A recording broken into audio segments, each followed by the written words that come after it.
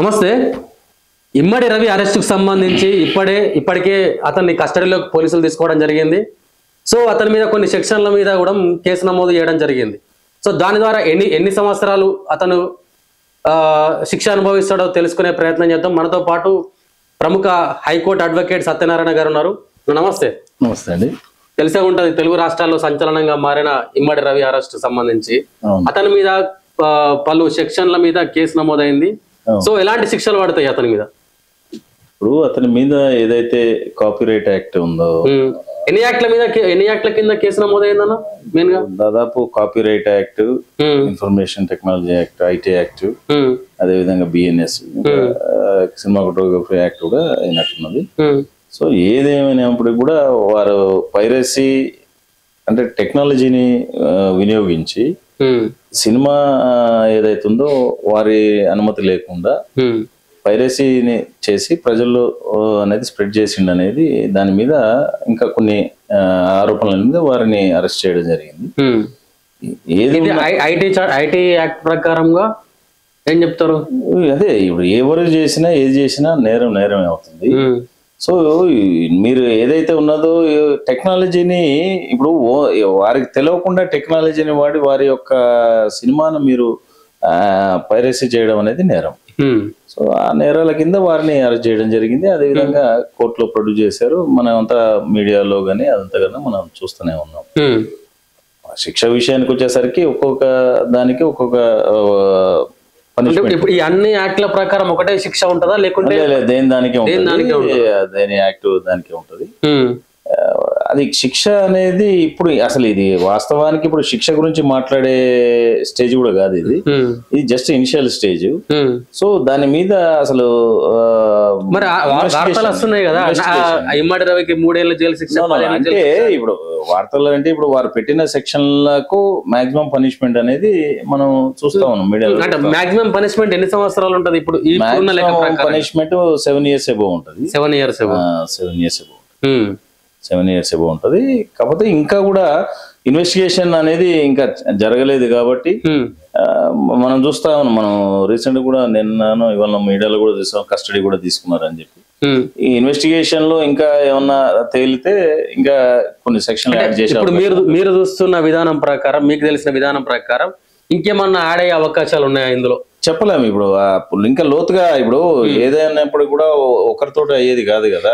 వారు అంటే ప్రధానంగా మనీ లాండరింగ్ అంశం కూడా తెర మీదకి వస్తుంది. ఒకవేళ మనీ లాండరింగ్ అంశం తెర మీదకి వస్తే ఇంకేమైనా సెక్షన్స్ మీద? మనీ లాండరింగ్ మీద ఈడీ కూడా ఉంటారు. ఈడీ వారు కూడా వారు ఇన్వెస్టిగేషన్ చేస్తారు వారికి తగ్గట్టుగా. అంటే ఇప్పుడు చట్టం అనేది చట్టంలో ఎన్నో సెక్షన్లు ఉంటాయి. ఇది ఇతను చేసిన ఏదైతే ఉన్నదో యాక్ట్ ఉన్నదో, ఈయన చర్య ఏ సెక్షన్ కు లోబడి ఉంటది, ఏ సెక్షన్ వర్తిస్తుందో దాన్ని బట్టి చెప్పగలుగుతాం. మనం ఇప్పటికిప్పుడు ఈడీ ఇంకా ఇన్వాల్వ్ కాలేదు అనుకుంటా నాకు తెలిసి. సో ఇన్వాల్వ్ అయిన తర్వాత వాళ్ళు ఏం పెడతారు అనేది వి క్యాంట్ ప్రెజ్యూమ్. మనం ఇప్పుడే వాళ్ళు ఏం పెడతారో మనం ఊహించలేము. సో ఇప్పటి వరకు ప్రధానంగా ఇమ్మడి రవి మీద నమోదైన కేసులు ఏంటి అన్న? ఇప్పుడు ఆయన మీద 4 చట్టాల కింద కేసులు నమోదైనాయి. ప్రధానంగా ఏంది, మేజర్ గా పైరసీ ఒకటి. పైరసీ కూడా టెక్నాలజీ వాడి, అది కూడా కాపీరైట్ యాక్ట్ ఒకటి, ఐటీ యాక్ట్ ఒకటి, బిఎన్ఎస్ యాక్ట్ ఇంకొకటి, సినిమాటోగ్రఫీ యాక్ట్. ఈ 4 యాక్ట్ల కింద కేసులు నమోదైనాయి. ఇప్పుడు ఇన్వెస్టిగేషన్ బట్టి ఆయన చార్జ్ షీట్ పడేంత వరకు కూడా ఇన్ని సెక్షన్లు అనేది మనం చెప్పలేము. చార్జ్ షీట్ ఫైల్ అయిన తర్వాత అప్పుడు ఫిక్స్ అప్ అవుతుంది. సో అప్పటి వరకు కూడా ఇంకా సెక్షన్లు యాడ్ కావచ్చు, లేదా సెక్షన్ లో ఉన్న దాంట్లో కూడా తీసేయచ్చు. అది ఇప్పుడు ఈ 4 యాక్ట్ల ప్రకారం ఇమ్మడి రవికి మినిమం ఎన్ని సంవత్సరాల శిక్ష? ఇప్పుడు మినిమం ఏంది, మనకు మినిమం అనేసరికి 3 నెలల నుంచి 7 సంవత్సరాల దాకా కూడా తప్పించుకునే అవకాశం ఏం లేదా ఈ సెక్షన్ల ప్రకారం? మనకు క్లియర్ కట్ గా ఆడ ఎస్టాబ్లిష్ చూపిస్తా ఉన్నారు పోలీసు వాళ్ళు. క్లియర్ కట్ గా కనబడతా ఉంది, సాక్ష్యాలు ఉన్నాయి వాళ్ళ దగ్గర. సో కాబట్టి తప్పించుకునే అవకాశం ఉండదు. సో ఏం చెప్తారన్న అంటే ఇమ్మడి రవికి సంబంధించి? ఇప్పుడు ఒకటి బ్రదర్, ఎవరైనా ఏదైనా తప్పే. నేరం చేసిన నేనేదో ఉద్ధరించడానికి నేరం చేసిన అనేది కాదు కదా. ఇప్పుడు ఎవరైనా భారతదేశంలో ప్రతి పౌరుడు చట్టానికి న్యాయానికి లోబడే పని చేసుకోవాలి. ఆ విధంగా ఉంటే ఎవరికి ఏమి ఇబ్బంది ఉండదు. ఎన్ని చట్టాలు ఉన్నా ఎన్నున్నా కూడా ఎందుకు తప్పులు చేయడం అనే ఒక అంశం తెర మీదకి రాదు ఎప్పటికీ. ఇప్పుడు తప్పులు అదే కదా, ఇప్పుడు తప్పులు జరిగితే దాని తగ్గట్టు శిక్షలు ఉంటాయి. చట్టాలు ఏం చెప్తే చట్టాల లోబడు పోలీసు వ్యవస్థ పనిచేస్తుంది. దాన్ని బట్టే న్యాయస్థానాలు ఉన్నాయి. దాన్ని బట్టే వాళ్ళు చేసిన అది తప్పు కాబట్టి మరి పోలీసు వారు అరెస్ట్ చేసినారు. దాని తగ్గట్టు జడ్జి గారి ముందర వారిని ప్రొడ్యూస్ చేయడం జరిగింది. వారు నిర్ణయం తీసుకుంటారు. జడ్జి గారు అనేది చట్టాలకు ఏ విధంగా ఉంది అనేది ఆలోచన చేసి చేస్తారు. అంటే ఈ అంశం చూసుకుంటే ఇది పెద్ద సమస్య అని మనం పరిగణించవచ్చు అసలు.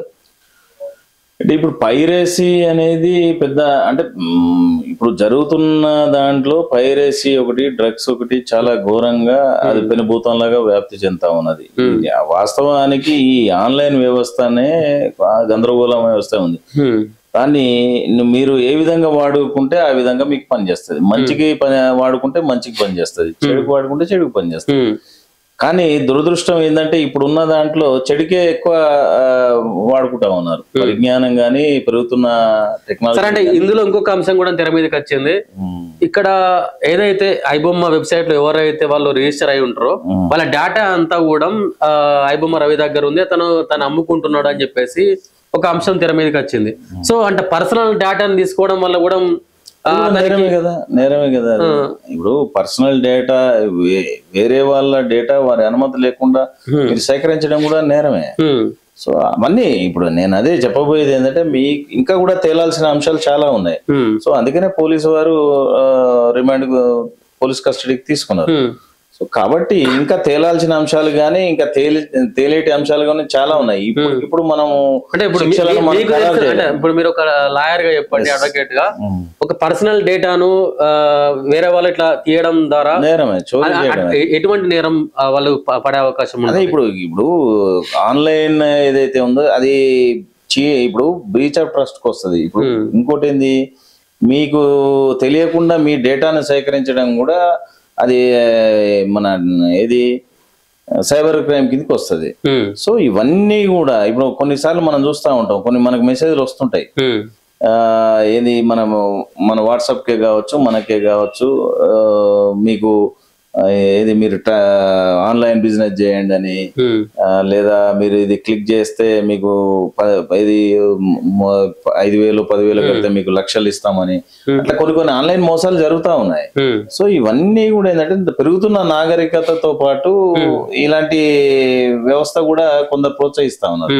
సో దీన్ని అరికట్టాలంటే తప్పదు ఇక మరి కఠినమైన నిర్ణయాలు ప్రభుత్వం. మరి వ్యవస్థ అంత సక్రమంగా ఉన్నప్పుడు ఇటువంటి ఎందుకు జరుగుతాయి? మరి టెక్నాలజీ ఇక మనం వ్యవస్థ అంటే ఇప్పుడు అదే నేను ఇప్పుడు దాకా మనం అనుకున్నట్టుగా మంచికి తీసుకుంటే మంచి జరుగుతుంది. ఇప్పుడు టెక్నాలజీ పెరుగుతున్న వ్యవస్థ ఉంది. ఇప్పుడు ఏదైనా కానీ అవేర్నెస్ లేక అంటారా? ఇప్పుడు ఒక పెన్ ఉంది, ఫర్ సపోజ్ పెన్ ఉంది, పెన్నును మనం పెన్నుతోటి రాయడానికి ఉపయోగించవచ్చు, మీకు గాయం చేయడానికి కూడా ఉపయోగించవచ్చు. మీ ఆలోచన విధానం గాయం చేయాలని ఉంటే అది ఎవరైనా ముందుగా మనం ఆలోచన చేయలేం కదా. సో దేన్ని కూడా మంచికి వాడాలనుకుంటే మంచికి వాడతాము, లేదు మీ ఆలోచన విధానం అట్లుంటే దాన్ని ఏం చేయలేము ఇక. సో ఏదేమైనా ఓవరాల్ గా టెక్నాలజీ, పెరుగుతున్న టెక్నాలజీని మంచికి వాడాలని చెప్తున్నాము. చెడుగు వాడితే పరిణామాలు ఈ విధంగా ఉంటాయనేది స్పష్టంగా మనకు కనపడుతుంది. సో అంటే ఫ్యూచర్ లో ఇటువంటి వ్యవస్థలకు పాల్పడే వాళ్ళకి మీరు ఏం చెప్తారు? ఏం చెప్పేది ఏం లేదు, చెప్పేది ఒకటే, దయచేసి మంచికి వాడుకోండి, మీ వ్యక్తిగత అభివృద్ధికి వాడుకోండి, మీ కుటుంబ మేలుకు వాడుకోండి. అంతేగాని ఇతరుల డేటా సేకరించడం గానీ, పైరసీలకు గానీ ఇలాంటి వాటిని ప్రోత్సహించకండి. అనవసరంగా మీరు ఇబ్బంది పడేది కాకుండా మీ కుటుంబం కూడా ఇబ్బంది పడుతుంది. సో అంటే ఇప్పటి వరకు ఐబొమ్మ రవికి సంబంధించిన ఆస్తులన్నీ జప్తు అయ్యే అవకాశాలు ఉంటాయా దీనివల్ల?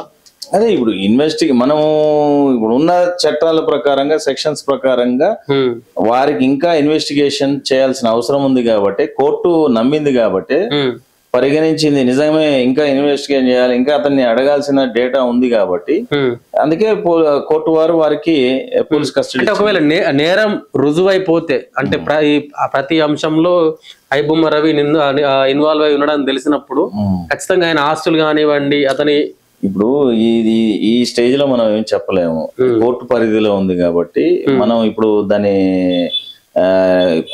అంటే ఇన్ డీప్ గా మనం డిస్కస్ చేయడం కరెక్ట్ కాదు.